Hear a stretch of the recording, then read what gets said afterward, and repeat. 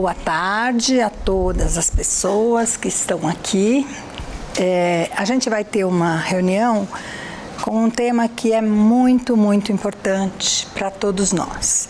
E eu vou apresentar o Dr. Luiz, que é o nosso palestrante principal, e depois a gente vai ter uma conversa no final. Então é importante que quem tiver pergunta, já vai pensando, anote, porque aí ao final a gente vai ter um tempinho para conversa, né? Para ser mais informal e mais gostoso. Então o Dr. Luiz Fernando Amarante é médico pela Universidade de Brasília, UNB, tem residência em psiquiatria do Instituto de Psiquiatria do Hospital das Clínicas da USP e ele é psiquiatra do nosso serviço escola, vocês vão conviver bastante com ele, aqueles que são estudantes, e médico assistente do HC, do Hospital das Clínicas. O nosso tema neste finalzinho de mês de setembro sobre saúde mental é de grande, grande importância para todos nós. Então, Luiz, a palavra está com você. Obrigado.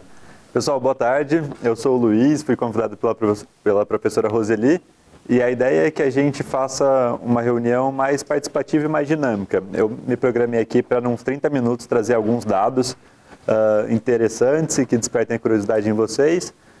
Somente para eu conhecê-los, essa metade daqui eu já conheço bem. Vocês são a maior parte estudantes da faculdade? Quem é estudante, levanta a mão, por favor.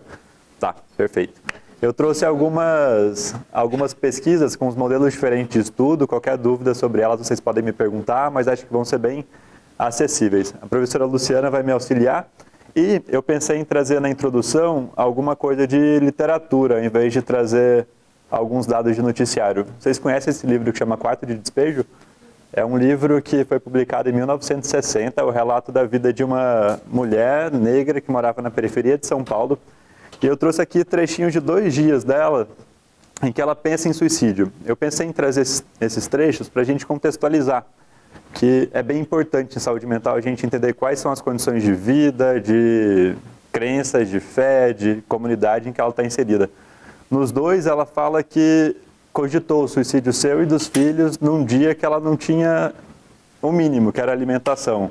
É uma situação que foi descrita lá em 1960, mas tem um trecho que ela fala dos políticos aqui, do pessoal do frigorífico, que só liberava ossos, que foi uma situação que a gente veio bem próximo um dia desse, né, na pandemia. Esse outro livro aqui chama Deslumbramento, é um livro bem bom, o relato de um garotinho próximo. Vocês conhecem a Greta Thunberg? Uma adolescente, bem ambientalista. Esse garoto, em alguns aspectos, se assemelha bastante a ela. Ele tem todo um envolvimento com animais, principalmente, também com causas mais ecológicas e ambientais. E no momento o pai dele leva ele para fazer um treinamento ali, uma espécie de terapia que misturava um pouco de neuroimagem. E um dia o pai volta para o terapeuta dele e fala: olha, tem alguma coisa acontecendo. Ele aqui afundou, o que aconteceu? E aqui nessa página tem um relato de um dia antes, em que ele pergunta se o pai está preparado para ouvir por que ele está triste naquele dia. E aí ele fala que os rios estão lascados, os animais estão morrendo e a situação realmente não está nada bonita. E no final o terapeuta vai e devolve para o pai: se nosso treinamento estiver de alguma forma aumentando a empatia, eu acho que de fato ele vai sofrer mais mesmo. Então a gente não precisa ir muito para ver algumas situações que podem provocar preocupação, ansiedade, tristeza, e que não tem necessariamente a ver com um transtorno psiquiátrico em si. O próximo, por favor. E esse aqui é um livro divertido. Ele não é tão bom, mas é divertido. Tem umas reflexões interessantes. Chama As Últimas Crianças de Tóquio. É um futuro, mas que parece bastante próximo, assim, talvez uma coisa Black Mirror. E ele conta de uma época em que a eletricidade fluía por todas as cidades, mas a população começou a ver com maus olhos produtos eletrônicos, porque intuitivamente viram que eles estavam relacionados com algum tipo de distúrbios nervosos, como ele coloca, dormência nas extremidades, e que aquela população chamou de síndrome de smartphone. Então trouxe um livro de 1960, que é uma condição mais contemporânea, ele coloca inclusive um presidente de direita nos Estados Unidos, e um que é futurista, mas que tudo se parece muito igual, tudo se parece com o presente. Então, se a gente tiver um tanto atento no mundo, a gente vai ter motivo para ficar triste. Próximo, por favor. Mas a aula é de esperança. Sobre o motivo para ficar triste, esse estudo aqui foi um estudo bem grande. multicêntrico. Então, o que significa multicêntrico? Pegaram diferentes cidades no país e fizeram um levantamento de sofrimento psíquico em população universitária, bem o grupo de vocês. A OMS fez uma média aí, considerando 8 países, que situava isso em 35%. No Brasil, a gente teve oscilação, nesse estudo tinha 11 capitais, em algumas chegava próximo a 49 e outra 34. No slide seguinte, vocês vão ver a principal distribuição desses transtornos e motivos de sofrimento. Acho importante fazer essa diferença, porque aqui a gente tem desamparo, desesperança, ansiedade. Isso isoladamente pode ser uma condição compreensível, não é necessariamente uma doença que vai precisar de algum tratamento especializado, uma psicoterapia, um tratamento farmacológico.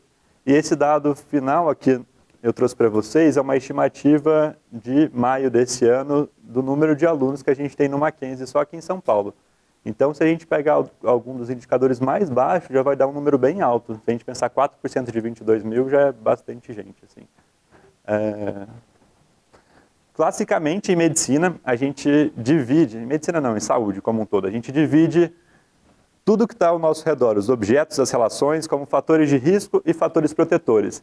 Mas a gente acabou vendo que isso não é mais tão binário, assim, nessas condições muito binárias, a gente acaba excluindo uma série de outros fatores e a complexidade que eles têm. Então, isso aqui já é meio permeável, não sei se vocês vão lembrar da aula de biologia, aquela história de osmose, então tem um tanto que se mistura e transpassa essa barreira do seu quadrado de protetor. E aí eu trouxe aqui alguns círculos para a gente pensar. Nesse primeiro, eu pensei em uma condição que é bem frequente, aliás, eu estava até almoçando lá hoje, que é vocês, agora é 3 e pouquinho, 5 horas irem para o happy hour na Maria Antônia. É bom pra caramba, assim, vocês vão estar fazendo umas redes sociais, uns amigos, uns romances, que vão ser super protetores. Vão beber álcool, isso é um tanto ruim para o fígado em qualquer dose, mas as experiências na vida são assim mesmo.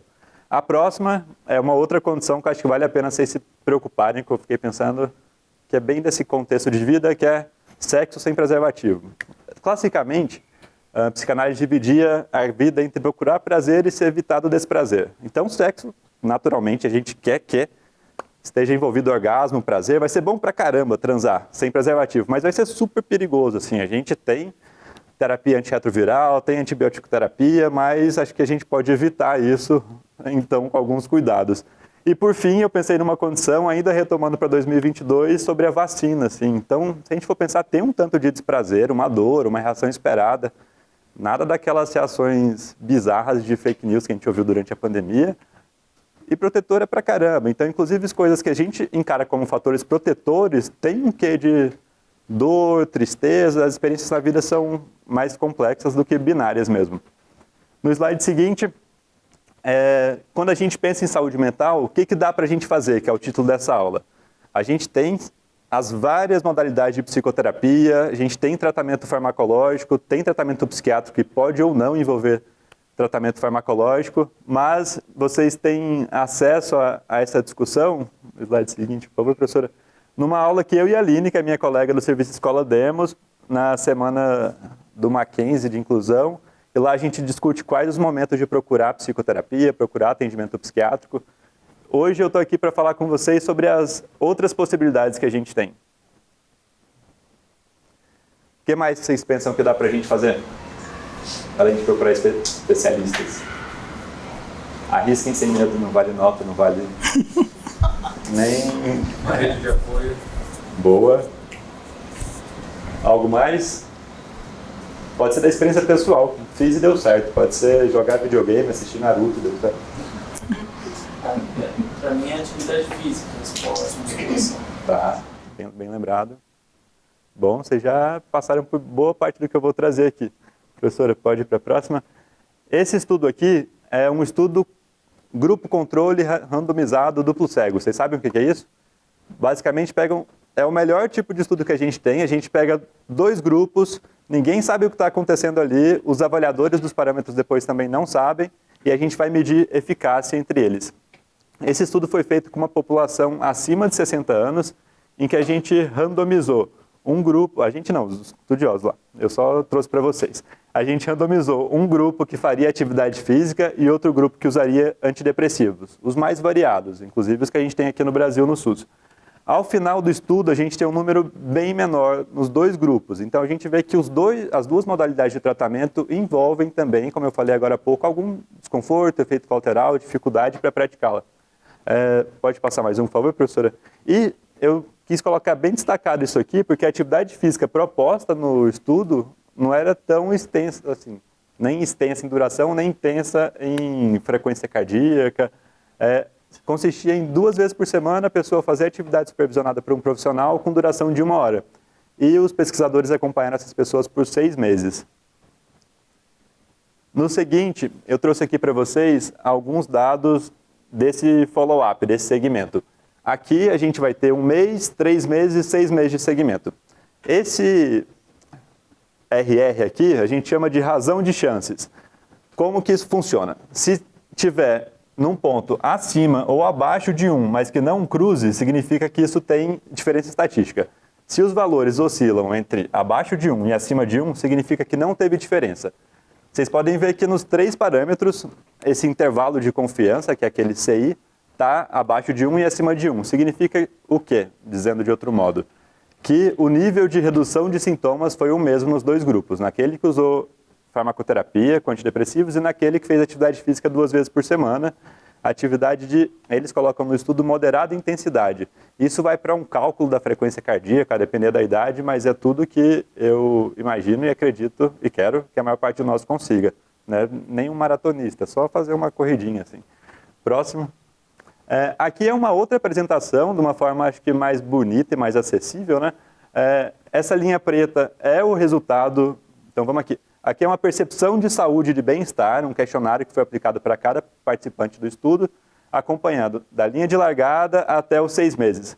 É bem importante que na linha de largada eles tivessem o mesmo nível de sintoma, para a gente poder comparar depois. E aí vocês podem ver que durante todo o segmento, as curvas se sobrepuseram ali.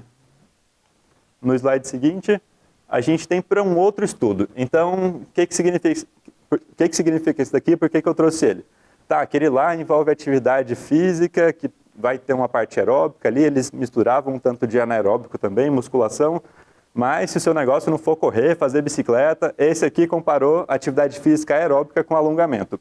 Eles tiveram um cuidado bem importante, que foi, nas práticas de alongamento, que duravam ali 45 minutos, também tinha um educador físico para observar se a frequência cardíaca não aumentava tanto, para poder se comparar com a atividade aeróbica, da corrida, da outra modalidade. Num grupo a gente tinha 22 pessoas, no outro 20, e esse aqui também não consistia em nada tão difícil assim. Era 3 vezes por semana, 45 minutos, e o público foi seguido por 6 meses. Eu trouxe para vocês alguns gráficos desse estudo, e ressaltei isso aqui, porque acho que vale a pena a gente falar um tanto.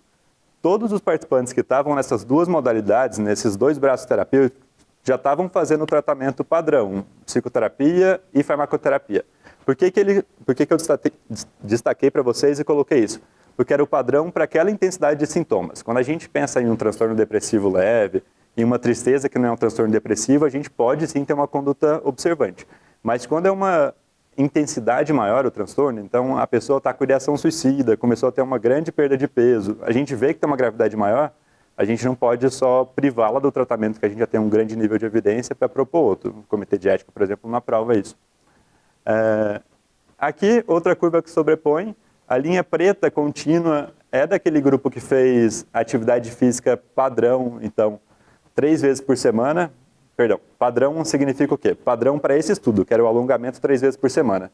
O controle é aquele que a gente já tem a evidência mais conhecida, como eu apresentei para vocês no anterior, de atividade aeróbica. Então, com 1, 2 semanas e no follow-up de 6 meses, o mesmo nível de evidência. Então, dá para ter saúde mental indo para a academia, correndo na rua ou fazendo alongamento em casa. No próximo vai para quem não quer nem fazer alongamento em casa. Vocês conhecem Mindfulness? Já ouviram falar? Mindfulness concentra em alguns princípios que envolvem respiração, um esquema de escaneamento corporal. Tem um tanto de coligação com meditação, e aqui eu vou preferir chamar de meditação. O pessoal da publicidade gosta muito de estrangeirismo, mas eu gosto muito de palavra em português mesmo, então eu vou chamar de meditação. Que pega um tanto de espiritualidade, mas traz algumas práticas que são bem acessíveis, assim, com treinamento, acho que todos vocês podem começar a fazer. No próximo slide, por favor, professora. Eu vou pedir para você destacar aquilo ali. Isso. Então, a gente vai voltar aqui para o nível de evidência. Em que consistiu esse estudo? A gente tinha um grupo que usava as técnicas de meditação, então respiração, o escaneamento corporal, e outro grupo que usava estalopram, que é um dos antidepressivos mais prescritos. Todas essas pessoas tinham o que a gente chama de transtorno de ansiedade generalizada, que é um tanto além de preocupação, medo, vai para sintomas físicos. Eles tomaram aquele mesmo cuidado do último estudo, de que nesses dois grupos estivessem distribuídos de forma igualitária a intensidade dos sintomas, o número de participantes ficou bem próximo, vocês veem 102, 106, e eu dei aquele destaque ali novamente para vocês verem que esse valor de P, ele é significativo, então esse valor é o que aparece depois de uma análise estatística. Ele é significativo na maior parte dos estudos, em todas as áreas, quando ele é abaixo de 0,005. E ali vocês podem ver que está quase tudo muito próximo de 1 mesmo. Significa o quê? De novo, que a intensidade dos sintomas, tanto do início do estudo quanto ao final, foi a mesma. Então, teve a mesma redução nos dois grupos. Essa CGI aqui é uma escala que a gente usa de um modo uniforme para medir a intensidade dos sintomas em diferentes transtornos. No seguinte, professora, outra vez mais uma curva muito semelhante às passadas, então eu vim aqui mostrar para vocês um bando de curva sobre a outra, um bando de linha sobreposta, mas também para a gente poder conversar sobre isso. O grupo em amarelo é aquele grupo que usou esse estalopram. Vocês veem que é um segmento bem longo, e o grupo em verde ali é quem fez essa técnica de meditação. Sobre espiritualidade e religiosidade, esses estudos aqui eu gostei bastante. E acho que é importante, do início, a gente diferenciar as duas coisas, porque isso, até em pesquisa como Datafolha, aparece de um jeito que é bem fidedigno, então confio em pesquisa do Datafolha, mas pode confundir a gente. Por quê? Espiritualidade significa ter algum tipo de crença em uma entidade superior, ela pode ter uma forma imaginada, pode ser mais difusa, pode ser uma conexão que você se sente, igual ao menino lá do livro, numa comunhão com a natureza, com os animais, e quando a gente manifesta isso em um grupo social, em qualquer instituição que seja, a gente chama de religiosidade.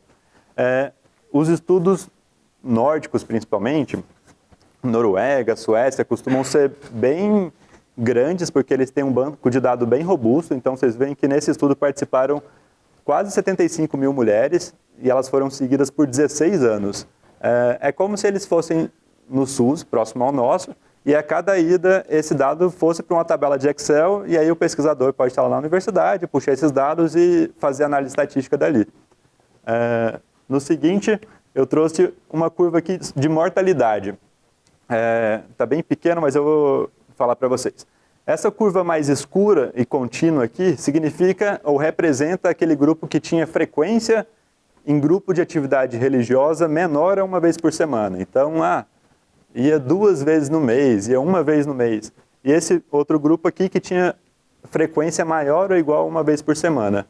Aqui, quanto maior, mais alto vocês veem nesse eixo Y, significa mortalidade. Então, com o passar do tempo, a gente tem uma mortalidade maior naquele grupo que não tinha uma frequência tão alta a grupos ou vivências comunitárias de religiosidade. Esse estudo mensurou vários aspectos ali, parâmetros, e chegou em mais ou menos 33% menor mortalidade naquele grupo que frequentava algum tipo de instituição religiosa. No slide seguinte, eu trouxe alguns fatores que eles conseguiram encontrar evidência.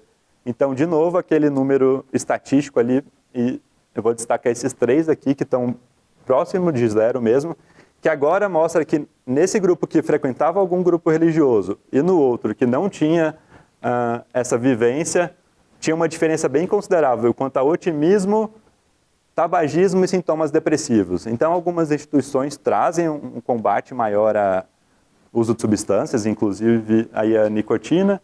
Isso tinha um intermédio, sim. No seguinte, eu trouxe aqui um estudo deixa eu lembrar de onde é esse. Tá. Esse é da China. Pegaram 300 alunos de escola e decidiram ver. Então, esse aqui é um um corte, é como se fosse uma foto, assim, tira uma foto nossa aqui e a gente não pode falar de causalidade, não pode falar que eu estou aqui por causa da professora Roseli, nem que ela está aqui por causa de mim, é só uma foto, só dá para ver quem está aqui. No seguinte, eu trouxe alguns dados aqui que são bem importantes, acho que para vocês pensarem, inclusive, durante esse caminho, durante a faculdade. O que eles encontraram de maior evidência para a manifestação de sintomatologia, que não envolve necessariamente um diagnóstico, mas qualquer forma de sofrimento, foram a pressão que os estudantes tinham quanto à demanda, nota, desempenho, e o que eu vou destacar aqui que vocês trouxeram ainda no início, que é o suporte social. Então, alunos que tinham melhor suporte social tinham menor nível de sofrimento. No seguinte, pode dar o destaque aí, professora, que eu marquei? Então, aqui eu também quis fazer de uma forma didática e bem recortada aqui. Quanto mais asteriscos tem numa linha ou num número, maior a evidência de associação. O que significa? Então, nessa coluna aqui da extrema direita que vocês veem suporte social, se a gente correr aqui para o lado, tem aqui psicoticismo, aqui tem depressão. O que significa? Os grupos de estudantes, dentre esses 300, que tinham maior suporte social, eram mais protegidos contra essa forma de adoecimento. Então, a gente via menos esses transtornos e maneiras de adoecimento nessas pessoas. E aí o artigo discute uma coisa que é muito acessível, assim, aliás, acessível financeiramente pensando, juntar gente é difícil. Você precisa da boa vontade de todo mundo, do seu amigo estar ali junto com você, que era a construção de umas redes de suporte social, grupos de amigos, igual quando a gente pensa diretório acadêmico. Eu lembro que o centro acadêmico na minha faculdade fazia 1000 coisas, o pessoal estava sempre junto. Então isso tem um grande impacto na proteção dessa população. O próximo, vocês já leram esse livro aqui? É de um cara bem foda brasileiro, que chama Machado de Assis. Ele escreveu O Alienista. O que é o alienista? Era um nome que os psiquiatras recebiam antigamente, muito antes de existirem psicotrópicos, de existir sertralina, e é um pouco do que vocês podem ter ainda de imagem de instituições manicomiais, porque o que o alienista fazia era tirar do convívio social aquelas pessoas que ele julgava, ou a sociedade julgava, que não eram aptas para estar ali, ou que de alguma forma iam criar um transtorno nessa convivência coletiva. De uma maneira muito boa, isso se modificou. A gente tem uma política de saúde que a todo custo evita a internação psiquiátrica quando é possível, o manejo num CAPS, num SUS, numa UBS. Só que tem uma coisa compartilhada entre todos os transtornos mentais, que eles tendem a levar a uma situação alienante. Quando a gente pensa em esquizofrenia, tem uma coisa que a gente chama de embotamento afetivo. A pessoa reage menos com o que você fala, tem menos vontade de começar uma conversa, por exemplo, o que também pode acontecer num quadro depressivo mais grave, que a pessoa não tem energia para sair de casa, para atividade física, para atividade social que tinha antes. A ansiedade pode levar a um medo muito grande, por exemplo, de pegar transporte em São Paulo e a pessoa acaba tendo um menor perímetro de vida. Então, todas essas condições são em si mais alienantes mesmo, porque tendem a reduzir. Um psiquiatra também muito antigo, que chamava Binswanger, falava que as terapias têm como um foco comum o amor, que é a vivência em comunidade. Então, de um lado de saúde, a gente tem essa vivência mais coletiva, que não significa querer sempre estar junto assim também não. Você pode super gostar, eu gosto pra caramba de jogar videogame sozinho, de ler sozinho, mas conseguir conviver quando isso for solicitado ou desejado. E aí, no caminho oposto do alienista, eu tenho um momento Jequiti aqui com vocês, que vai piscar uma imagem para ficar na cabeça de vocês, que é do Grupo Conexão Universitária, que é uma atividade desenvolvida lá no Serviço Escola. A gente vai ter como público-alvo justamente vocês, comunidade universitária, e a partir do que vocês trouxerem ali nesse ambiente protegido, então, grupos de acolhimento tem uma coisa que é respeito ao que o outro traz, assim, não é para ninguém estar ali se sentindo tão envergonhado, ou que o outro vai expor quando sai do grupo. Eu acho que pode ser uma boa oportunidade. Vocês podem ir lá conhecer. Se não gostar, não segue, mas pelo menos vai conhecer. A próxima. Estou quase acabando, porque eu também quero ouvir vocês. Ainda na religiosidade, esse estudo pegou também um grupo de mulheres e foi investigar sobre suicídio. Então, é um dos desfechos mais temidos em saúde mental e saúde pública como um todo. E, pode passar mais um, professora? Aqui eu trouxe um gráfico diferente, não são linhas sobrepostas. O que tem nesse gráfico aqui? Quanto mais à direita, mais vivência religiosa a pessoa tem. Então, aqui mais de uma vez por semana. Aqui ele deu um destaque para as duas religiões com maior número de pessoas, com maior prevalência, né? O catolicismo romano e os grupos protestantes.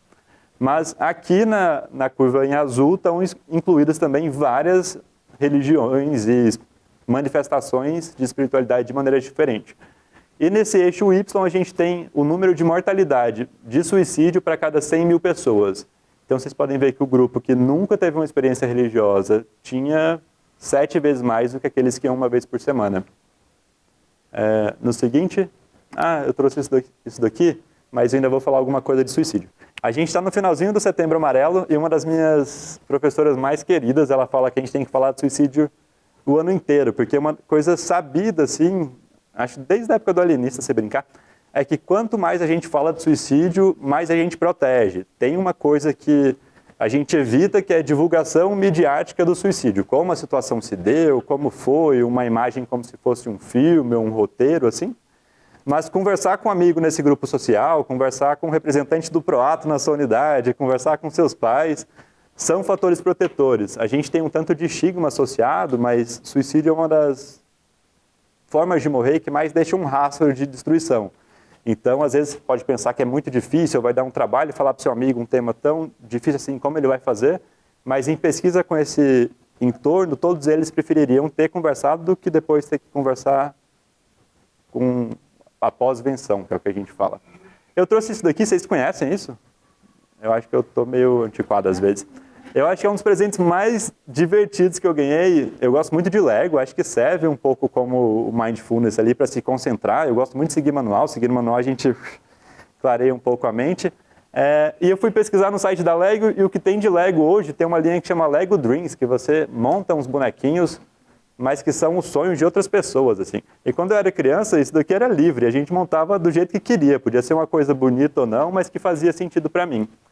Eu trouxe isso porque eu acho que a gente tem que ser bastante criativo. Eu apresentei para vocês atividade física, alongamento, meditação, vivência em grupo, que pode ser na Maria Antônia ou numa igreja, falar com o pastor, o reverendo, o seu xamã, quem for.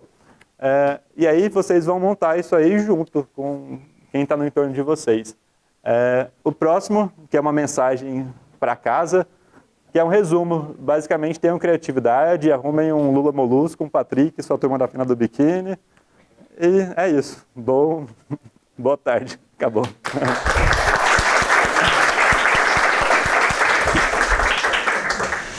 A ideia agora é a gente conversar um pouquinho. Então, eu vou pôr 2 cadeiras aqui. Curiosidades, dúvidas, dificuldades. Fica bom, Leandro, assim? Então tá bom. Isso, queria ouvir vocês. Deixa eu pegar só uma coisa aqui que eu também quero marcar algumas coisas. Ouvir vocês, dúvidas, o que vocês pensaram, situações que vocês queiram comentar.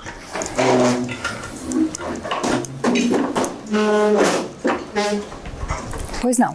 Vai lá, Lucas. Conviver com uma pessoa que diz constantemente que gostaria de se matar ou planeja assim, é uma situação bem delicada e difícil.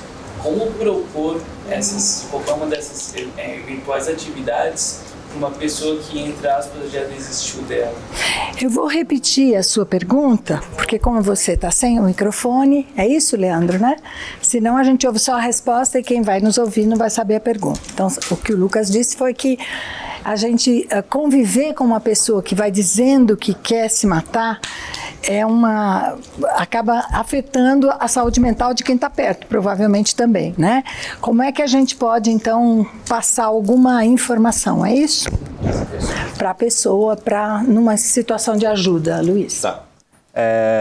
Eu apresentei diferentes modalidades, porque uma coisa que eu penso bastante é ver qual a porta que a pessoa tem aberta, assim. Além disso que eu trouxe, rotina de sono é uma coisa que super protege contra os diversos modos de adoecer, alimentação. Se a gente estiver falando de um processo depressivo, a pessoa vai desinvestindo de uma forma progressiva. Então, primeiro ela retira a vinculação dela, não de forma voluntária, claro. Ela perde envolvimento com um grupo de amigos, perde com o trabalho, a faculdade, por exemplo, mas tem algum elo que permanece, assim. É muito comum em pensamento suicida alguma ambivalência, assim.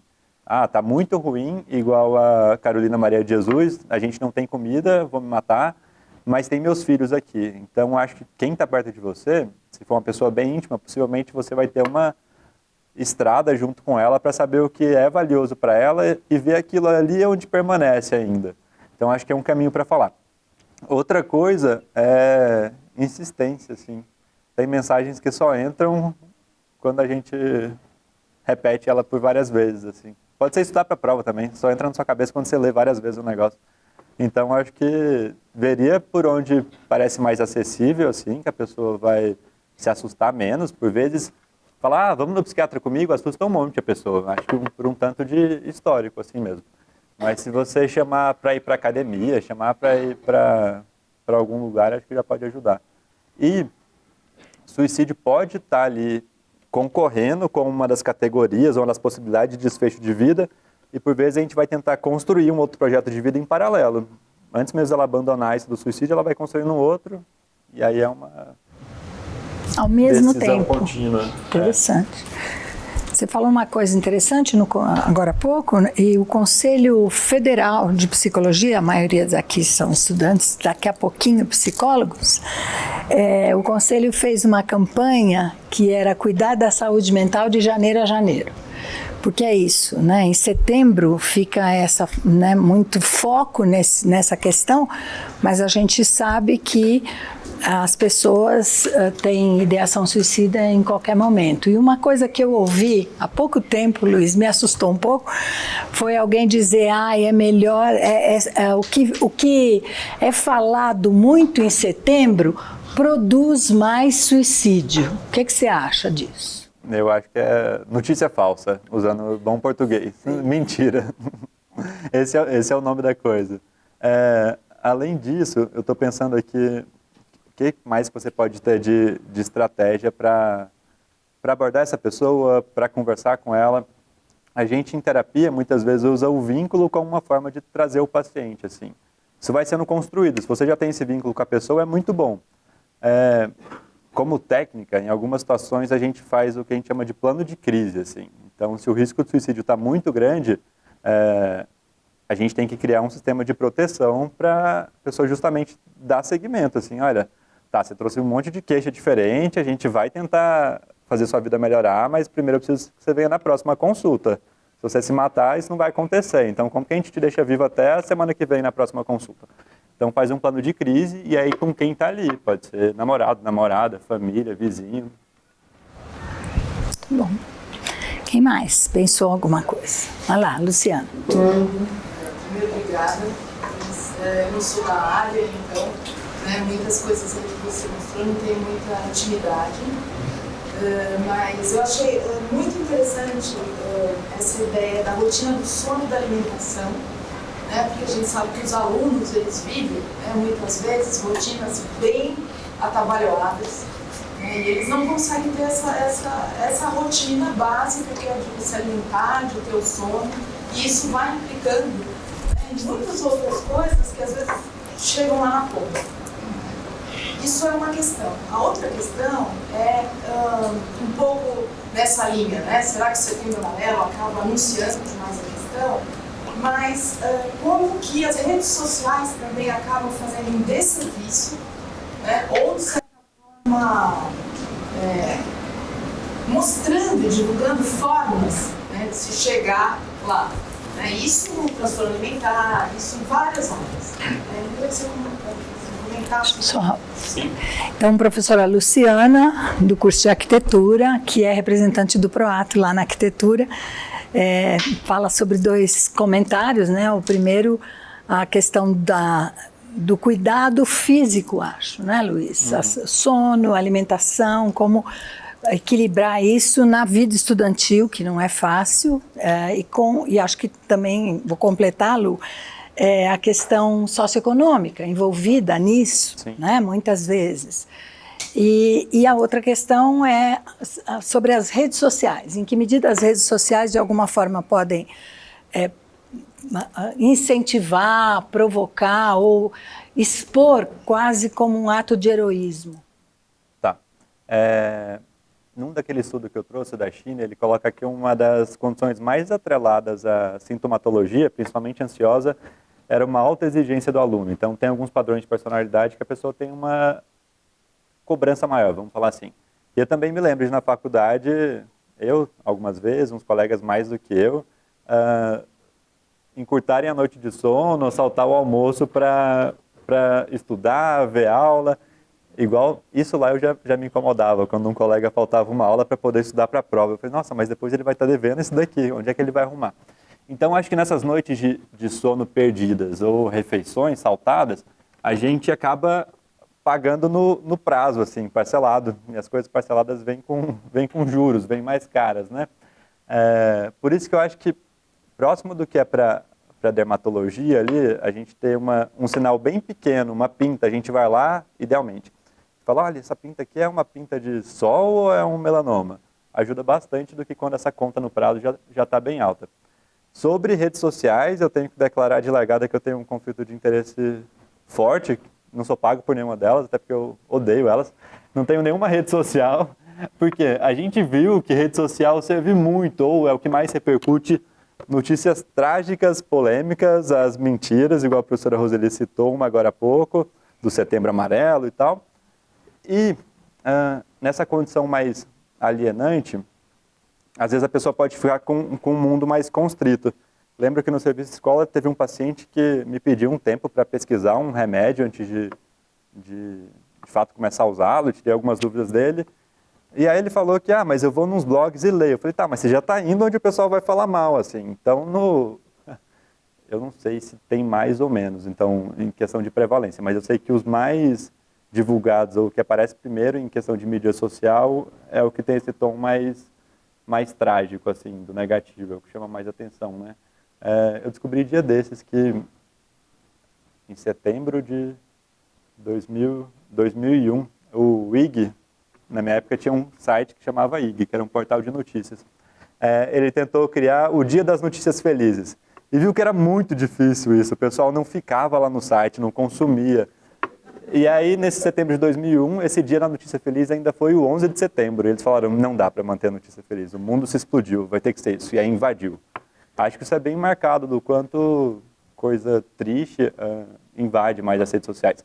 Acho que a rede social pode ser um bom ponto de partida, assim, para você conhecer amigo, namorado, namorada, peguete, paquera, mas uma hora traz para a vida real, assim, né?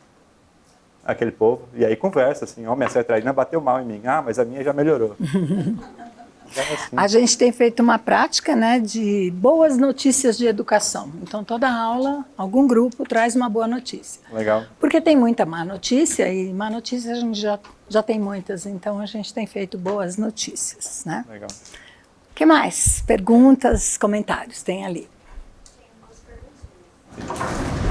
Como ajudar uma pessoa, no caso do livro que você mostrou, por exemplo, que não tem dinheiro básico, não consegue nem o básico, quer se alimentar. Como ajudar essa pessoa a falar, não, vale a pena viver a sua vida. E outra, como ajudar também pessoas que não têm nenhuma rede de apoio. Tá, então vamos lá. Acho que tem uma coisa bem essencial, né, na sua pergunta, assim, a gente fica triste mesmo quando a gente vê que falta o básico, assim, quando ela escreve que o frigorífico entregava era osso para comer, e aí a gente vai pensar no que a gente tem de estrutura social no nosso país, na nossa cidade, para garantir isso. Algumas condições psiquiátricas ou condições mentais graves dão algum tipo de benefício, como o BPS, por exemplo. Se a gente estiver falando no SUS, eu chamaria, sim, assistente social para a gente pensar, inclusive, em mobilidade, como que essa pessoa vai chegar na psicoterapia ou na consulta, né? Prefeituras de interior fazem muito frequentemente um transporte para trazer a pessoa para o HC para se tratar. Então, a gente tem que justamente entender qual que é o contexto dela. Então, se a pessoa não está com dinheiro para alimentação, vai fazer sentido eu passar para ela um remédio venlafaxina, que não tem na UBS, essa consulta não vai servir nem para mim nem para ela, assim, nem para o país, porque a gente usou um tempo que poderia ser usado de uma outra maneira. Então, saber qual que é o contexto de vida daquela pessoa. Então, próximo do que a gente falou de rede social, rede social não é tão boa, grupo social, presencial mesmo, assim, no McFeel, a gente vai tentar estabelecer quem é a pessoa mais próxima, assim. Tem alguém que você confia? Ah, não tem ninguém que eu confio em casa, minha família é terrivelmente ruim, todo mundo ali me maltrata. Tá, então você tem algum tipo de líder espiritual, tem o reverendo Gildásio. Então a gente vai botar no seu plano de emergência o reverendo Gildásio, você vai ligar para ele 2 da manhã se tiver ideação suicida. Aí você vai lá e conversa com o reverendo Gildásio, ele vai te atender, porque isso tem que ser efetivo. Quando não tem uma pessoa, eu costumo colocar pronto-socorros psiquiátricos que eu confio, assim, que sei que a pessoa vai ser bem tratada. Então, um lugar para ir. Outro, mas a pessoa não vai sair de casa sozinha, pensaria no SAMU. O SAMU, em São Paulo, a gente tem algumas unidades especializadas em saúde mental. E, por fim, ainda uma paciente minha ficou viva, continua viva, mas por muito tempo, quando ela ligava para o CVV de madrugada, ela que me deu fé que o negócio funciona assim, funciona bem. Então, te respondendo de uma outra forma, sobre questões sociais, eu chamaria quem sabe mais do que eu em questão social mesmo, questão muito no técnico mesmo. Como que eu vou juntar aqui papel para essa pessoa ter o acesso ao transporte, alimentação, para poder estar aqui mesmo? Estava pensando, né, Luísa, a Carolina de Jesus, eu li esse livro e a gente chora, viu, lendo esse livro, né? O que ela passou e em quem ela se transformou, porque não cometeu o suicídio, né? Quanto que até hoje a gente fala sobre ela, quanto que tem escola querendo pôr o nome dela na escola, querendo trocar o nome da escola para o nome dela, e quantas pessoas ela afeta com o que ficou escrito com uma pessoa que tinha um grau de escolaridade baixíssimo, mas que resolveu fazer diários da vida dela com todas as tristezas que ela tinha e que entendeu que valia a pena continuar vivendo e o efeito disso tudo depois, né? Quando a gente fala em adoecimento em saúde mental, vem muito junto, assim, bem ligado mesmo, o que é uma restrição de modos de vida, assim. Então, também quando a gente fala de restrições, restrição alimentar, restrição de amor, carinho, isso tem um grande impacto. E aí a gente tenta usar essa flecha que é bidirecional. Então, se eu melhorar um tanto as possibilidades de vida dela, a gente vai melhorar a saúde mental e assim a gente vai. Até voltando para a sua primeira pergunta.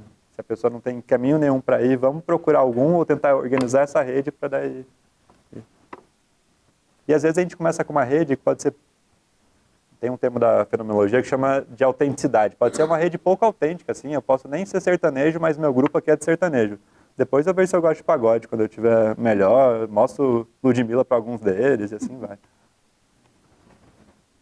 A universidade pode ser um espaço de promoção de saúde mental? Eu acho. Tenho certeza. Não tem aquele nível P de evidência ali, mas tenho bastante certeza. Meus melhores amigos... Hoje, eu terminei a faculdade em 2017. São da época da faculdade, são porque a gente passou também uns momentos difíceis, assim. Então, quando a gente se aproxima de um jeito, inclusive, mais vulnerável, acho que a gente vai construindo essa rede. E aí a faculdade é um baita local para isso. Se é onde vocês estão passando a maior parte da vida de vocês, torço para que vocês achem colegas legais aqui. Uma pergunta lá. E eu já vi vários estudos sobre esse assunto e vários deles dizem que nos últimos tempos os índices de suicídio aumentaram, inclusive entre adolescentes e jovens. E eu queria saber se isso tem alguma razão, se isso é verdade mesmo, se tem alguns motivos específicos para que hoje em dia isso aconteça mais do que, sei lá, dos anos 90 para trás, sei lá. Tá, então falar um pouquinho, né, Luiz, sobre essas estatísticas realmente mostrando que de um tempo para cá tem mais notícia de suicídio em crianças e adolescentes. Legal saber que você está atento e vendo isso, então vou dar, como chama? Fato ou fake. São fatos, suas informações, você está correto mesmo, de fato aumentou, principalmente em adolescentes e também em crianças. E aí as explicações que a gente tenta são mais compreensivas, vão mais para o lado das humanas do que da estatística e das ciências exatas. A gente não vai ter grande grau de evidência. Uma das coisas que eu penso bastante, vejo quando eu atendo adolescente, é que de alguma forma o futuro parece mais solto, assim, mais desesperador. É uma compreensão antiga, mas muito verdadeira de síndrome de pânico, é quando o mundo da forma que a gente conhece é desestruturado. Então, pandemia, eu conheci o mundo de um jeito, o mundo mudou, muita gente começou a ter sintoma de pânico também. Então, quando eu estava lá, eu sou de Goiânia, quando eu estava em Goiânia, a sociedade apresentava alguns tipos de carreira nas quais você estaria bem pra caramba, assim, trabalhando pouco, ganhando grana, seu futuro estava certo, assim. Hoje eu acho que a gente não tem mais nenhuma, sendo bem franco com vocês. Tanto assim, então se a gente for pensar que as demandas continuam as mesmas, né? A gente saiu do modelo de vestibular para o Enem, mas os cursinhos que preparam são os mesmos. As demandas e exigências dessa fase de vida continuam as mesmas, mas a recompensa já não é mais tão certa, de fato pode ficar difícil saber por que eu vou me investir em alguma outra coisa se esse retorno não é garantido. Mas tem uma coisa que é anterior a isso, e anterior à rede social, e anterior ao alienista de novo, que é de fato o que a gente faz não tem um grau de certeza que vai trazer o resultado desejado para a gente. Na maior parte das vezes vai ser um meio do caminho, assim. Nossa, quero fazer esse curso, mas no segundo semestre vai ter uma matéria que é chata pra caramba, assim. Vou querer ir para esse trabalho. Nossa, mas lá tem isso e tem aquilo. Então a maior parte das nossas experiências vem um tanto abaixo das expectativas ou promessas, assim. Então acho que o que essa geração pode ter é talvez uma escuta mais aguçada para isso, assim. Meu pai está falando para eu fazer tal curso em tal faculdade, mas tem gente que está saindo de lá e está se lascando, trabalhando do mesmo jeito. Então, acho que pode ser uma escuta mais aguçada para a realidade. Mas a realidade é gostosa, tem um monte de prazer aí também espalhado, né? A gente que tem que catá-lo. Isso é opinativo, tá? Não trouxe evidência, é opinião, então. Quem mais? Eu tenho uma dúvida. Você tinha falado essa questão de falar sobre o suicídio e esses tempos estiveram bastante relacionados a figuras midiáticas. E aí eu estava vendo o posicionamento das pessoas falarem que são contra falar que realmente como foi o suicídio, como aconteceu. Qual a sua opinião em relação a isso? Eu vou aproveitar a resposta que eu dei. Ah, tá. Ela quer saber sobre o detalhe, né? Quando muitas vezes são informados, ou começou lá, né, com aquele filme, né, com a série, né, assim, e aí vai detalhando como é que se faz. E as mídias sociais, muitas vezes, principalmente para adolescente, têm um efeito. Eu vou aproveitar a resposta que eu dei sobre as redes sociais. Então, eu li foi semana passada também, não li a biografia dela, só uma entrevista, que a Gisele Bündchen conta que no auge da carreira ela teve pensamento suicida. A gente vê celebridades suicidando também. Tem suicídio em todos os lugares, se a gente for pensar. Eu trouxe aquela estatística lá, mas a gente pode lembrar de histórias em universidades, em grupos de família, em grupos de amigos. E aí, aproveitando esse viés nosso, por vezes muito, não sei se primitivo, num esquema de evolução, não de atraso mesmo, de direcionar o olhar para o que chama mais atenção, que tem conteúdo de violência e de morte.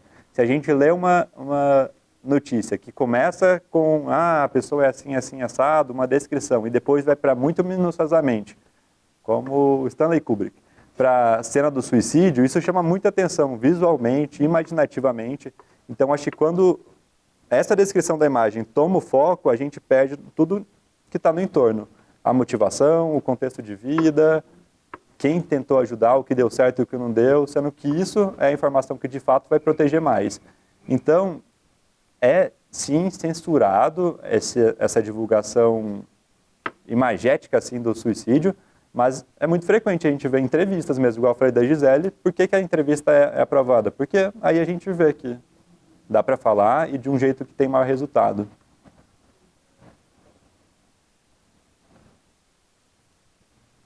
Chama Efeito Werther essa coisa do suicídio. Tem um livro que chama O Sofrimento... Efeito Werther. Tem um livro do Goethe que chama Os Sofrimentos do Jovem Werther, que ele se mata de uma forma trágica, que eu ainda estou com ela na cabeça, falei que essa coisa visualmente fica. Ele se mata de uma forma muito trágica e sofrida para mostrar para a mulher por quem ele era apaixonado o quanto ele sofreu por ela. Então você vê que do livro, o livro é super bem escrito, o autor é foda pra caramba, também teve uma história de vida muito foda, mas o que fica, vai imprimir na minha cabeça é a imagem. Porque a imagem tem esse poder, assim, né? Antes do bebê ter palavra, ele fica com as imagens na cabeça, depois que a gente vai dando palavra para as coisas.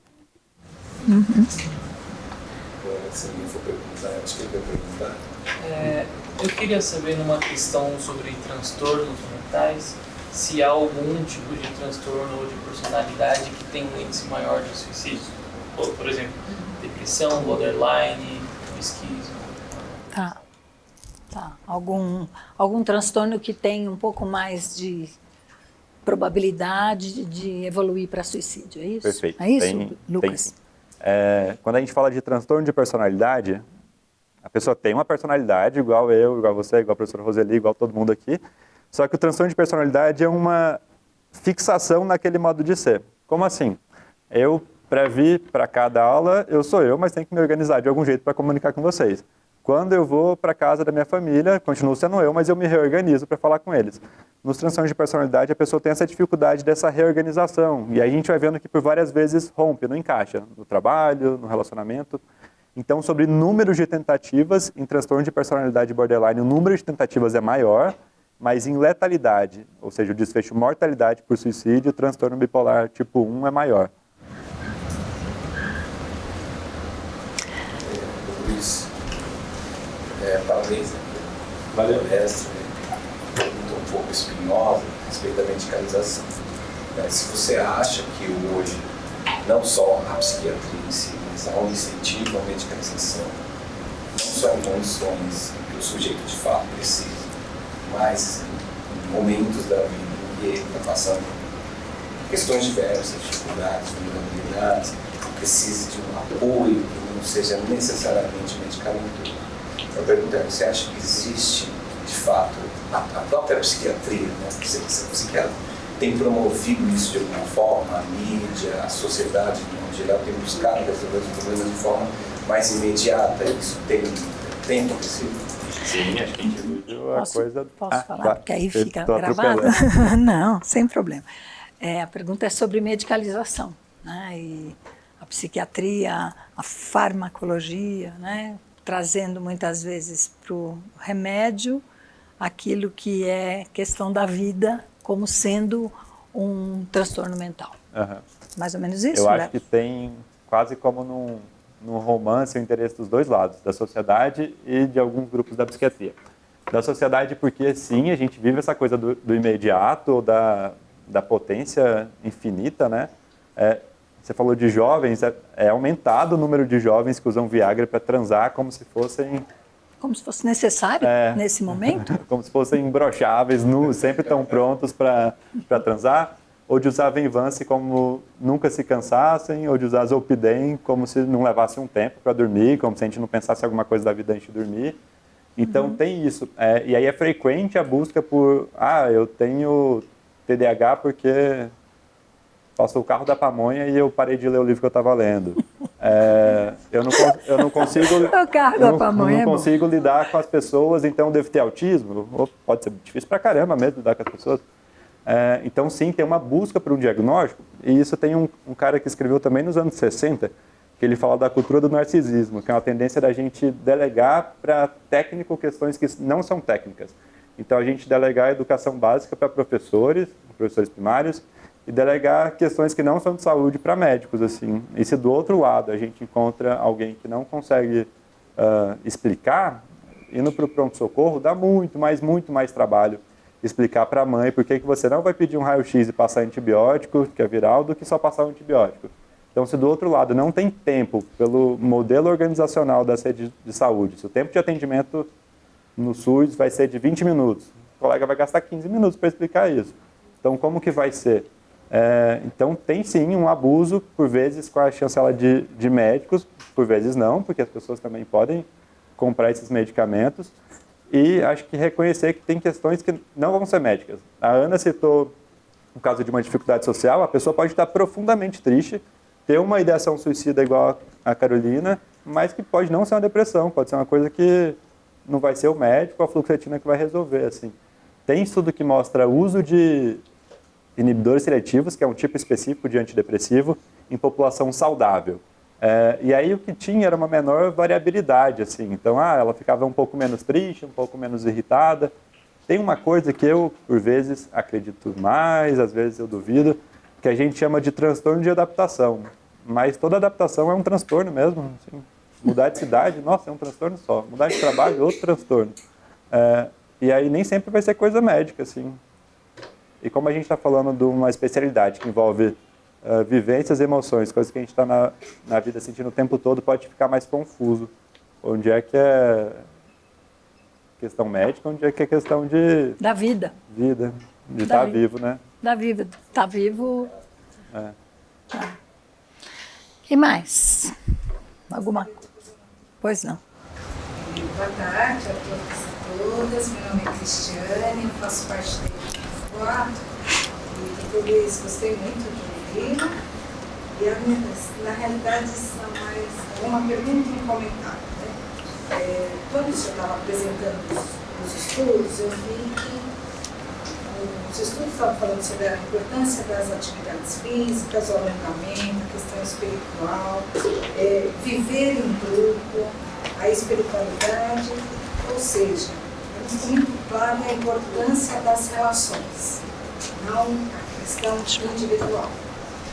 Só que se eu tenho um estudante que não se manifesta nesse grupo, ou uma pessoa que não necessariamente seja um estudante, como o senhor recomenda que a gente possa trabalhar com essa pessoa que tem a tendência ao suicídio, só que ela não busca essa ajuda nessas redes de apoio? Tá, Essa então. seria a primeira questão. Pode ir. A outra questão seria assim, como trabalhar com a rede de apoio muito próxima quando ocorre o suicídio? Então, por exemplo, uma pessoa da família vem a se suicidar. Qual o tipo de apoio que nós devemos oferecer para essa pessoa? Tá, então a Cris pergunta sobre principalmente as relações, né? Como auxiliar alguém que não se dispõe a buscar as relações, já que relações interpessoais são rede de apoio, né? E a outra questão é pós-venção, né? E quem já teve algum amigo, alguma pessoa conhecida que se matou, sabe bem como isso tem um efeito muito maior, né? Muito além da pessoa. Né? Tem um outro estudo que eu levei para uma reunião com os coordenadores de curso que mostrava também na China, por que esses estudos são da China?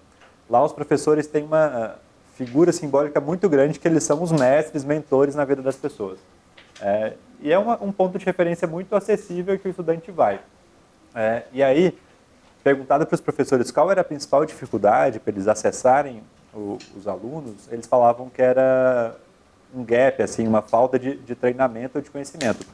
Mas a gente pode, de novo, sair de uma coisa que não precisa necessariamente ser técnica, assim. Se o aluno não pergunta, mas eu estou vendo aqui que, nossa, no quarto, no quinto, sexto semestre ele foi sempre bem. No sétimo ele começou a chegar atrasado, as notas estão caindo, eu acho que é super razoável, assim, perguntar, olha, tá tudo bem contigo, o que que é? Aí a gente vai descobrir se é uma questão de transporte, se é uma questão financeira, se é uma questão que ele teve que começar a trabalhar para conciliar com a faculdade, e aí, na medida do possível, a gente vai conseguir ajudá-lo e vai ver que isso vai se modificar. Agora, se você chegou, a pessoa não foi tão acessível assim, não se modificou, aí eu acho que vale a pena a gente, talvez, perguntar para o grupo próximo dele, assim, olha, vocês sabem por que ele está faltando? Será que ele está bem? Então, acho que a gente, nesse contato com alunos, não precisa ser nada técnico, assim, pode perguntar, olha, tá tudo bem contigo? Quase esse que a gente faz no elevador, só cair nesse com o aluno com vontade de ouvir, assim mesmo. Perdão, e o comentário qual foi? Pós-venção. Pós-venção. Me lembrei. Lá no IPQ, que é o Instituto de Psiquiatria, tem um ambulatório de luto, tem distribuído em São Paulo também vários grupos de psicoterapia para pós-venção, que é uma situação da gente levar ali essas pessoas que estão, sim, também com um sofrimento muito grande e começar a observá-las primeiro, assim, ver como que isso vai evoluir, porque o luto pode ser maior do que ali aqueles 14 dias, pode ser por um tempo muito, muito longo. Me lembro de uma paciente que eu entrevistei com os alunos e ela perdeu o filho por suicídio, fez terapia e ela falava, não, eu estava com essa coisa aqui dentro de mim e não conseguia dar um jeito. O luto é uma tentativa de processar o que aconteceu com as complexidades que tem e o investimento que a gente tem. Quando a gente perde uma coisa muito que a gente investiu muito, a dor vai ser maior, proporcional, na mesma medida, assim, né? Então, acho que perder um filho tem uma coisa diferente de perder um amigo, perder... Vamos para outros lutos mesmo, perder uma prova, perder campeonato, teve campeonato de futebol no final de semana. Há quem diga que não tem nome, né? Quem perde filho. É interessante isso, né? Porque quem perde o marido é viúva, quem perde os pais é órfão, mas quem perde filho não tem nome. Porque é tão maior que não dá para pôr um nome, né? Para pensar. Luiz, uma coisa que eu fiquei pensando, a gente está falando bastante em relacionamento, em rede de apoio, mas e relacionamentos tóxicos? Como é que é isso em relação à tentativa de suicídio, à ideação suicida ou à saúde mental, né? Aí a gente está falando daquele lado bem poroso entre fator protetor e fator de risco. Então, sobre suicídio, fatores protetores são estar em um relacionamento. Só que se o seu relacionamento é uma bosta, isso não é fator protetor, assim. Não, pelo contrário. Então, acho que uma crítica para avaliar o relacionamento. E aí, eu estou jogando tarefa mais para os seus amigos do que para mim e para os outros psiquiatras. Então, conversa com os amigos, vê o que eles acham desse relacionamento. Tem fundamento o que estão falando? Tá, o que está acontecendo aqui? Dá para mexer? Tem uma coisa do Byung-Chul Han que ele fala que a gente, junto da coisa do imediatista, a gente tem uma estética do liso. Tudo tem que ser muito liso, sem ranhuras, assim, harmonização facial, tudo tem que sair muito silencioso, carro elétrico. E relacionamento é uma coisa que não vai ser lisa, vai ter umas ranhuras mesmo, assim. Pô, eu gosto disso, ele gosta daquilo. O Fábio Porchat, numa entrevista recente, falou que ele fica muito feliz quando vê na peça dele um casal se beijando, porque ele sabe que tem um do casal que queria ir e o outro que não queria ir. E quando eles se beijam é porque o outro ficou convencido. Então, de relacionamento, todos vão ter suas dificuldades. Só que se é só dificuldade, também se é só atrito, aí não está sendo nada protetor, assim. Lucas. Falando de relacionamentos, isso me fez pensar em... Eu já conheci um casal de que a mulher não terminava com o cara porque ele ameaçava cometer o suicídio. E aí ela fica nessa relação por conta da proteção dele do que pelo sentimento. Como lidar? Que pergunta importante, né? O relacionamento é tóxico, dá para ver, e a pessoa, então, não termina de medo que o outro se mate. E, às vezes, o outro usa isso indicando, né, que se acontecer um rompimento... A gente viu a jogadora de vôlei agora há pouco tempo, né, essa semana passada. E a indicação é que, com o divórcio, ela resolveu se matar. Quando eu trouxe o balde de Lego, é porque a gente tem que considerar muito o que está no entorno. Se a gente está numa situação que eu falei que a atividade física protege muito, mas a pessoa está num contexto de vida em que ela trabalha até tarde, chega na cidade dela, na casa dela, e quando vê, se sair na rua está super perigoso, não vou correr na rua, é porque a gente vai tendo que adaptar. Então, num relacionamento que é a razão do outro existir. Por um lado, isso é pesado pra caramba, né? No tipo, nossa, se eu não estiver aqui porque eu viajei, fui no cinema, não atendi o WhatsApp nessa hora, o outro vai morrer, nossa, que agonia. Só que isso vem junto com umas coisas misturadas que ficam muito confusas, assim, né? Não, então eu sou importante pra caramba do jeito que eu deixo o outro vivo. Isso às vezes num nível mais inconsciente. Então isso é muito complexo e aí a gente vai, aos poucos, separando, assim, as relações meio simbióticas, a gente separa aos poucos, assim. Se a pessoa tá assim, você fala, nossa, sua unha tá pintada, que bonita, né? E vai tirando devagarzinho, porque se você puxa de uma vez, você leva um pedaço do outro. Então, eu pensaria, não estou fazendo nenhum julgamento, porque eu não conheço o casal que você falou, mas pensaria em juntar outras pessoas, assim. Falar, olha, eu não consigo estar contigo o tempo todo por motivos de... Esse mundo é capitalista, eu tenho que trabalhar, o transporte em São Paulo é foda, muito tempo de trânsito. Se eu não te atender, você vai morrer, e aí eu vou chegar em casa e vai estar assim, e se minha bateria acabar? Então, vai tentando...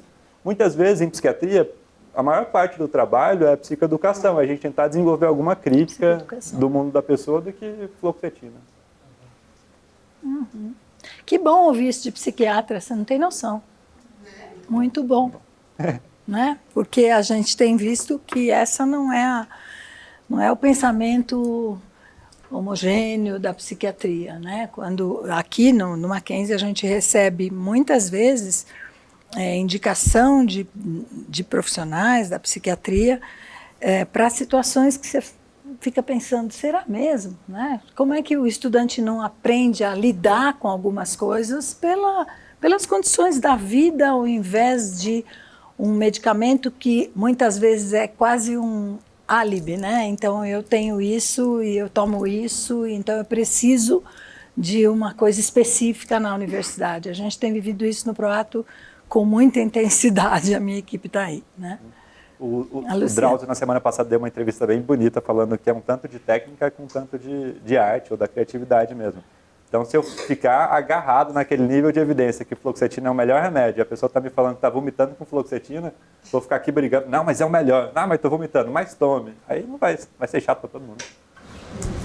Eu acho que a gente está falando de criança, adolescente, jovens estudantes, mas a gente não pode esquecer de uma outra faixa etária, né, que são os idosos.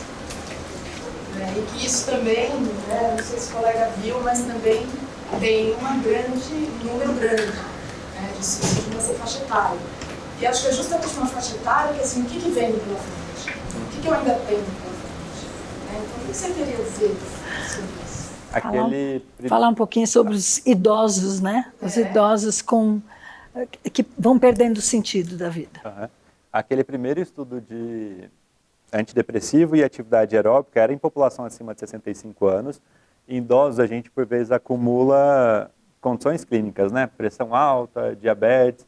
E toda pessoa com uma condição clínica, principalmente crônica, tem sim um risco maior de adoecimento em saúde mental, porque isso vai impondo limitações, né? A questão ortopédica pode impor o quanto essa pessoa vai circular na cidade e acessar cinema, teatro, amigos. Então, isso. E aí tem uma outra coisa que tá presente nesses estudos como um todo, que é a questão da finitude, que é difícil pra caramba pra gente lidar. Quando eu falei que os adolescentes tinham pouca certeza, a gente também tem pouca certeza que a gente vai continuar vivo até dali a pouco, assim. E aí tem algumas coisas que facilitam bastante isso. Fé, por exemplo. Fé é uma perspectiva de que você vai alongar para além de quando o seu corpo degrada, né? Então isso interfere no quanto o religioso, ou o idoso religioso, vai lidando com a fé. Mas o Niemeyer foi ateu até o túmulo, até a última entrevista. Viveu bem, de novo, acho que é quando eu falo que não tem muita receita de bolo, assim, quando eu venho aqui e mostro, olha só, ser religioso vai diminuir em 36% a sua mortalidade. Eu queria viver um terço a mais, com certeza, todo mundo aqui. Só que fé não é uma coisa que a gente consegue criar nas pessoas, né? Da mesma forma, essa ligação que é muito afetiva antes de ser cognitiva. Se eu gosto de fazer vôlei, depois que eu vejo se eu sou bom, não, mas mesmo quando sou ruim, eu estou lá jogando e gostando. Então, eu pensaria com idosos, de novo, de aumentar repertório de vida, assim. Às vezes um idoso, a gente fala, vem para São Paulo, que é cheio de teatro, bom pra caramba, ou vai para Copacabana, um bairro cheio de idosos, tem praia gostosa. Mas se o idoso gosta de... Já desse eu conheci um lá da Bahia, que saiu de São Paulo e foi montar uma pousada, assim. Então é tentar achar a receita que é da pessoa. O que é o trabalho de terapia, achar uma coisa compartilhada que nem você nem eu sabemos, a gente vai tentar descobrir junto, assim. Viu? Para os futuros terapeutas aí. Dica boa. Mais alguém? Mais alguma pergunta? Senão a gente vai já buscando encerrar. Mais uma pergunta lá. Da OMS falando sobre o fato do Brasil ser o país mais ansioso do mundo e tal. E a gente aqui no Proato recebe estudantes cada vez mais ansiosos e isso impacta no dia a dia. Então o aluno tem um transtorno do pânico, ele falta nas aulas, ele tem crise no metrô, tem crise no meio do caminho, tem crise em casa, tem crise na faculdade. A gente tem recebido cada vez mais, né, estudantes sobre essa questão de faixa etária também, com essas características. Né? Queria que você comentasse assim, sobre as possibilidades no mundo acadêmico de trabalhar com esses jovens. Tá. Ansiedade. São Paulo, nas megalópolis, né, no mundo, é que está no teto ali mesmo de transtorno mental, então fica em 29% e transtorno de ansiedade é o mais prevalente deles.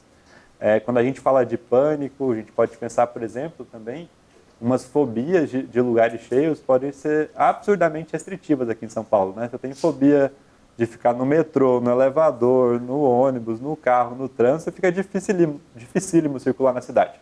Para essas, terapia vai ser fundamental, porque o que o antidepressivo vai fazer é principalmente silenciar esses sintomas no corpo, assim. E aí a gente vai com exposição. o jeito mais fácil de se expor a coisas que a gente tem medo é junto mesmo.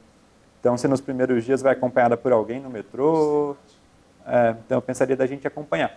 Tem uma coisa, aí eu vou voltar para o estudo de Mindfulness. Pela fenomenologia, a gente compreende que a ansiedade é um desbalanço entre passado, presente e futuro, em que a pessoa está vivendo mais no futuro, então ela está o tempo todo pensando no que vai vir, a prova, o semestre, meu PIBIC, sei lá o quê. E aí o corpo, de alguma forma, tenta rebalancear isso. Isso é uma compreensão, não tem estudo que comprove isso. Da mesma forma que a psicanálise compreende as coisas de um jeito, e aí o corpo tenta, de alguma forma, puxar para o presente. O coração saindo pela boca é uma coisa super presente, está saindo agora, eu vou infartar agora, não é amanhã. E aí a gente tem essas estratégias que eu coloquei ali no segundo, né? Técnica de respiração, escaneamento corporal, que auxilia a gente dessa presentificação por uma outra via. Presentificação também é estar com os amigos, conversando com os amigos e não falando do rolê que você vai marcar para amanhã. Então, acho que dá para treinar em vários ambientes de vida. Assim. Viver hoje, né? É isso. Ótimo. Tudo isso que a gente falou, parabéns pela palestra, excelente. Como a gente deve abordar e acolher uma pessoa que está em crise de suicídio? Quais são as estratégias, os encaminhamentos aí que a gente pode pensar? Ivaneide é nossa assistente social. Essa pergunta tem a ver, né? Como fazer com alguém em crise. Crise suicida para a psiquiatria, em paralelo ali com a cardiologia, é o que beira um infarto, um AVC, que AVC é a principal causa de mortalidade no mundo. Então é uma situação que não dá para esperar, né? Uma crise suicida pode ser tanto da pessoa que está te falando que vai fazer agora, quanto que ela tentou, teve alguma letalidade, morbidade, mas não foi consumado o suicídio. Se a gente fala de situações de urgência, aí é uma das coisas... Eu estou rindo porque a gente, como população, acho que a gente compreende pouco por vezes. É uma falha médica mesmo de psicoeducação. Do que é questão de tratar na UBS, o que é do pronto-socorro, o que é de outro lugar. Porque a gente troca e aí a pessoa com pressão alta vai para o PS, mas lá não é o melhor lugar, nem onde a pessoa vai ouvi-la. E aí com a crise suicida o melhor lugar é o pronto-socorro. Assim. Aqui em São Paulo a gente tem boas universidades e bons pronto-socorros vinculados a universidades. Eu pensaria em levar para algum desses, assim, principalmente instituição de ensino. Então, crise suicida foi uma tentativa, frustra. Ou eu avaliei na conversa ali que é um risco alto, direcionaria para o pronto-socorro. Acho que é uma pergunta do Leandro. Não sei se já foi dito isso, mas uma coisa. O alcoólatra, ele uma vez alcoólatra, tende a ter reincidência. O drogado também. O suicídio tem que ficar sob a ótica clínica, sob vigília, ou ele pode a qualquer momento tentar se suicidar novamente. O fato que ela falou, por si só, aquela menina, do nome, ela por si só ela deixou de se suicidar e está vivendo a vida naturalmente, mas ela pode ter, ela tem essa tendência de suicídio. Boa Reincidência de ideação suicida, né? Boa pergunta, Leandro. O principal fator de risco para a tentativa de suicídio é tentativas prévias. Então, sim, a pessoa que já teve 3 tentativas vai ter um risco maior de suicídio. Só que quando a gente compreende o suicídio como um sintoma, ele vai vir junto com umas outras características. Se a gente está falando de depressão, o que vai dar um maior sinal para a gente ficar mais ou menos preocupado é se a pessoa está novamente deprimida. Então, se ela tentou suicídio em 2015, quando ela estava deprimida, e agora ela está bem, não precisa estar sob vigilância, fique tranquilo. Algumas situações, a pessoa tem, que a gente chama de mecanismos de defesa. Tem uns mecanismos de defesa que não são suficientes para lidar com a situação vivida, com um agente estressor, e o que parece ser para ela o arranjo possível é uma automutilação ou uma tentativa de suicídio com planejamento ou de forma impulsiva. E aí, em terapia, a gente vai desenvolver outras estratégias. Então, tem caminhos diferentes por onde essa tentativa de suicídio pode aparecer. E a depender desses caminhos, a gente vai ter uns sinais de alerta, umas formas de manejar. Isso que você falou do alcoolismo, outras dependências químicas, é porque a gente usa uma estratégia que, sim, essas substâncias, igual Venvance, igual jogo, outra coisa que eu estou contra é esses jogos bet, esse negócio é super viciante. Então isso tem um mecanismo de aumentar o consumo de uma forma muito desenfreada. E aí a gente vai com o paciente construir uma outra via, assim, não, então vamos por aqui, isso aqui também dá prazer. Só que essa via aberta lá atrás, na adolescência, na vida adulta, continua lá. É um caminho que às vezes pode ter uma espécie de curto-circuito, que a gente passa por ali mais fácil. Então a gente vai estudar tudo que está interligado com esse uso da substância para tentar proteger. Então significa que a pessoa que usou álcool ou substância tem que estar atenta ao seu risco da mesma forma que o que infartou tem que estar atento, assim, se eu continuar fumando eu vou infartar de novo, é perigoso. Você ia fazer uma pergunta? Não. Levantou a mão. Então tá bom, acho que tem mais uma. Professora Thaís, que é representante do PROAT no Direito, no curso de Direito. É um pouco semelhante ao que o Leandro falou. Uma pessoa, por exemplo, bipolar, tá? Ela está em tratamento e ela toma constantemente diversos remédios, ela é uma pessoa equilibrada, tá? Ela pode ter, por exemplo, em alguma crise, por algum fator novo, algum fator que surgiu na vida dela, por exemplo, sei lá, luto, algo assim, algo diferente. Ela tem a tendência também, continua mesmo assim com a tendência maior ao suicídio, mesmo ela sendo controlada por médicos, bipolar? Tá, bipolar controlado, mas... Então, respondendo, o principal fator de segurança, professor, é você ver que a pessoa não está nem numa fase depressiva, nem numa fase maníaca. Então, explicando o transtorno bipolar, a gente compreende que nessa condição, que a gente, desde a primeira descrição dela, compreende como um transtorno mental grave. Por quê? Porque a gente não consegue prever sempre o momento que a pessoa vai entrar em fase ou maníaca ou depressiva. Só que a gente viu que, com tratamento farmacológico, a história de vida da pessoa muda radicalmente, assim. Então, a gente pode chegar no uso de estabilizador de humor que previne ela dessas fases. Da mesma forma que, para quem não tem transtorno bipolar, tem depressão unipolar, a gente, por vezes, chama de depressão reativa, quando é um evento estressor de vida, a perda de alguém querido, mudança de cidade, trabalho, a gente compreende esse adoecimento, fatores estressores também podem facilitar fases em pacientes com transtorno bipolar. E aí, fica bem próximo do que seria outras condições crônicas. A hérnia de disco, que não passou por um procedimento cirúrgico, condições reumatológicas, lúpus. É um adoecimento crônico que traz algum tipo de sofrimento, principalmente quando não tratado. Então, sim, o risco maior de suicídio continua, só que eu acho que esse dado estatístico não pode ser assombroso, assim, também. Como assim? Eu tenho um transtorno bipolar, estou bem aqui, trabalhando, levando minha vida. Não, seu risco de suicídio é igual ao de outra pessoa. Mas se tiver numa fase, aí está o risco maior. Então é um risco, aí a gente volta para a coisa do futuro, mais previsto do que imediato, assim. É o risco de, em algum momento, essa pessoa entrar numa fase maníaca e na fase maníaca ela tentar suicídio.